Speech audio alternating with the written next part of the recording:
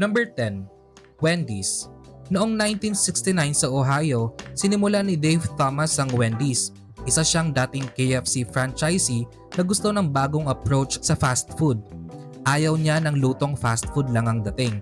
Ang gusto niya, burgers na may homemade feel pero mabilis pa rin. Pinangalan niya ito sa anak niyang si Melinda na ang palayaw ay Wendy.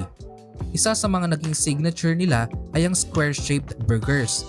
Hindi yan basta design choice. Gusto ni Dave na makita agad ang karne sa bawat kagat. Para sa kanya, hindi mo dapat itago ang quality ng pagkain sa tinapay. Bukod doon, tumatak din sa tao ang Frosty at ang Baconator na parehong naging cult favorites sa US at iba't ibang bansa. Kahit nasa 7,000 lang ang branches nila na mas kaunti kumpara sa ibang giant chains, ang yearly revenue ng Wendy's ay umaabot na sa 702 billion pesos. Para mas ma-visualize, sa halagang yan, kaya mong magpagawa ng mahigit 1,000 na SM malls na tig 700 million ang cost. Ganon kalawak ang scale ng Wendy's, hindi man sila ang pinakamarami pero ramdam ang bigat sa kita.